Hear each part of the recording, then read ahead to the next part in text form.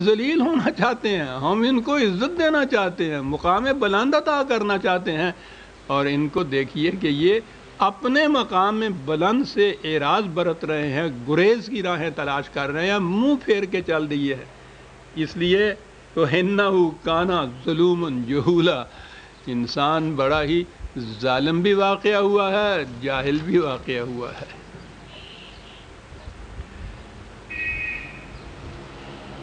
قرآن کریم کی خصوصیات وہ اتنی ہے کہ کسی ایک درس میں تو ایک طرف کسی ایک تصنیف میں بھی ان کا شمار نہیں ہو سکتا۔ اس کا تو ہر جملہ، ہر فقرہ جو ہے وہ ایک خصوصیت اپنے اندر رکھتا ہے، لیکن آج کے مختصر سے وقت میں میں اس کی ایک نمایاں خصوصیت پیش خدمت کروں گا۔ مذہب کی دنیا نے ڈوئلزم اختیار کر رکھی، جہاں بھی آپ دیکھیے ثنویت، دو حصے کر دیے زندگی کے، ایک میٹیریل مادی دنیا اور دوسرا ان کے الفاظ میں سپیریچول روحانی دنیا۔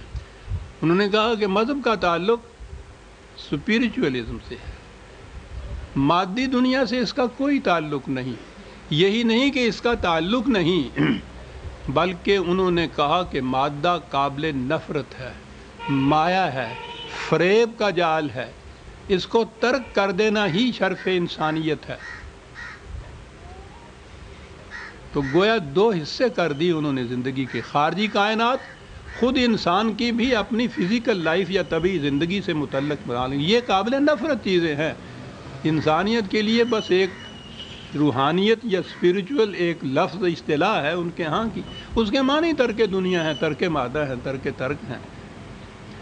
قرآن کو دیکھیے کہ وہ نظر بظاہر مذہب کے سٹیج پہ کھڑا ہے اور باتیں مادی دنیا کی کر رہا ہے، اور اسی مادی دنیا کے اندر سے کہہ رہا ہے کہ تمہارا شرف اور عزت کا مقام، انسانیت کا ارتقائی منازل کا راز اس میں اندر پوشیدہ ہے۔ بے مثل و بے نظیر یہ ایک تعلیم ہے، دنیا میں کہیں اور نہیں ملے گی۔ اس نے بتانا یہ ہے کہ انسانی زندگی کے لیے ہم نے کچھ قواعد اور پابندیاں تجویز کی ہیں۔ انسان اگر اپنے جذبات کو، جو حیوانیت کی انسٹنکٹس کا ہی دوسرا نام ہے، انہیں اگر ان اقدار یا قواعد و ضوابط و قوانین کے حدود کے اندر رکھ کر ان کا استعمال کرے گا تو یہی چیزیں اس کو شرف انسانیت عطا کر دیں گی۔ اگر ان کو بے باک رکھے گا تو وہ حیوانیت کی سطح پہ چلا جائے گا، بل ہم عدل، ان سے بھی گیا گزرا ہو جائے گا۔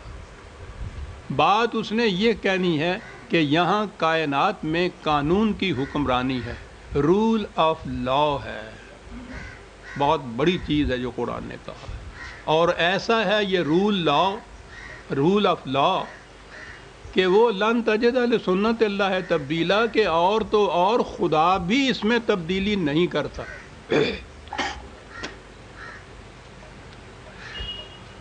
اب بات اس نے یہ سمجھانی ہے کہ قانون کی اگر پیروی کی جائے، اس کے مطابق چلا جائے تو کس حسن و خوبی سے نظام چلتا ہے انسان کا، یہ بات اس نے سمجھانی ہے۔ بات ہے کچھ ایسی جیسے فلسفیانہ کہا جائے، تجریدی یا ایبسٹریکٹ جسے کہا جاتا ہے، تو عام ذہن میں تو یہ بات آ نہیں سکتی۔ قرآن اپنے اس قسم کے حقائق کو ہمیشہ محسوس مثالوں کے ذریعے سے واضح کیا جاتا ہے۔ اب وہ یہ اہم اصول بتانے کے لیے کہ قانون کے مطابق چلنے سے کیا نظام پیدا ہوتا ہے، وہ خارجی کائنات کی طرف توجہ دلاتا ہے، اور خارجی کائنات میں سے بھی وہ کہتا ہے فَلَا أُقْسِمُ بِمَوَاقِعِ النُّجُومِ۔ نہیں، بات یہ نہیں ہے کہ میں یہ اپنا دعویٰ پیش کر کے اسی طرح سے آگے گزر جاؤں گا، میں اس کی شہادات پیش کروں گا، اس دعوے کی صداقت کے ثبوت میں شہادتیں پیش کروں گا۔ یہ جسے قسم کہا جاتا ہے نا، ترجمہ بھی آپ کے ہاں یہ ہوتا کہ میں قسم کھاتا ہوں ستاروں کی، یہ قسم کی بات نہیں ہوتی، اس کے معنی ہوتے ہیں میں شہادت میں پیش کرتا ہوں. اب دیکھیے 3 لفظ ہیں، اس میں کس چیز کو شہادت میں پیش کیا جا رہا ہے؟ شہادت میں پیش کرتا ہوں ستاروں کی گزرگاہوں کو. مذہب کی دنیا کا قرآن شہادت میں پیش کرتا ہے اپنی صداقت کے لیے ستاروں کی گزرگاہوں کو.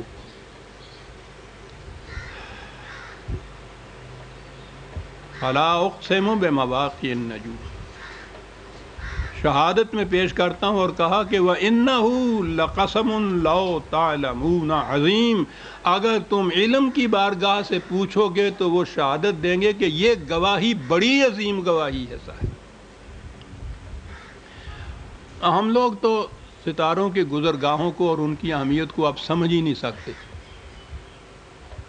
ہم شہر والوں نے تو ستارے ہی اب کم کم دیکھے ہوں گے، لیکن جس اولی قوم سے یہ کہا گیا پہلے تو اس سے پوچھیے.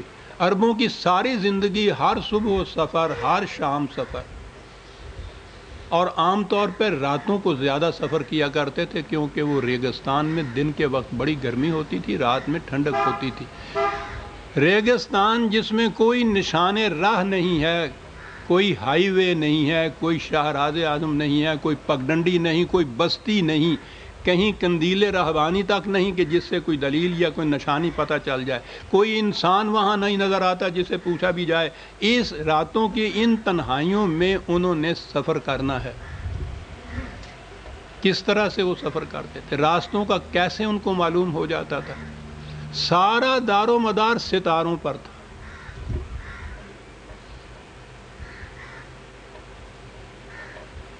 ستاروں کی گزرگاہوں سے وہ اپنی منزل کا راستہ متعین کرتے تھے، اور یہ نہ کبھی جھوٹ بولتے تھے، نہ فریب دیتے تھے، نہ غلطی کرتے تھے.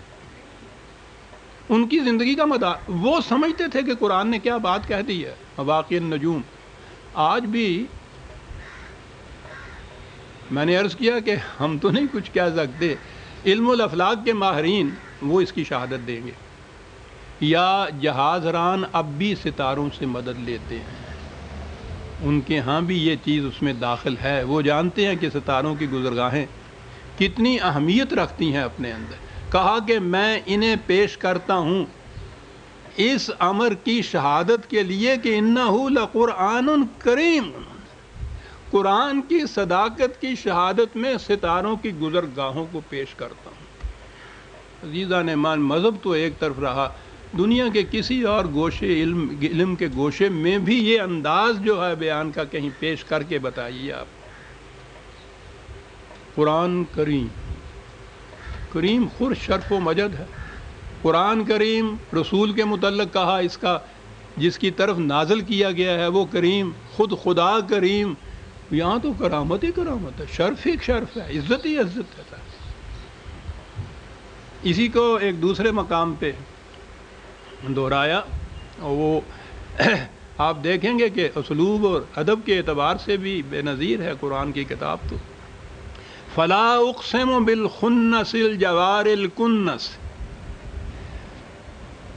یہی نہیں بلکہ میں شہادت میں پیش کرتا ہوں ان سیاروں کو جو پچھلے پاؤں لوٹ جاتے ہیں، اور انہیں بھی جو برق رفتار غزالہ کی طرح تیزی سے آگے بڑھ کر نگاہوں سے اوجھل ہو جاتے ہیں. شہادت میں پیش کرتا ہوں ان سیاروں کو.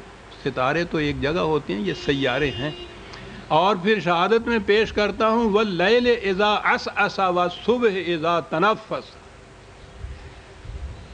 تو اسی عربی بھی جانتے ہو تو آپ اس کا لطف لیں گے کہ ادبی اعتبار سے بھی کیا چیز ہے یہ. اور شہادت میں پیش کرتا ہوں، یہ میرے مفہوم القرآن کا یہ ترجمہ میں دیا کرتا ہوں. شہادت میں پیش کرتا ہوں لیلائے شب کو جب وہ دبے پاؤں آتی ہے اور اسی طرح خاموشی سے لوٹ جاتی ہے.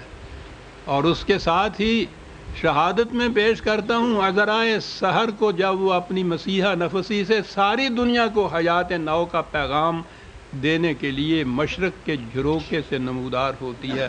میں شہادت میں پیش کرتا ہوں ان تمام کائناتی شواہد کو اس حقیقت کی تصدیق کے لیے کہ انہ لقول رسول کریم. آسمان کی شہادت زمین کے رسول کے لیے، پھر شہادت میں پیش کرتا ہوں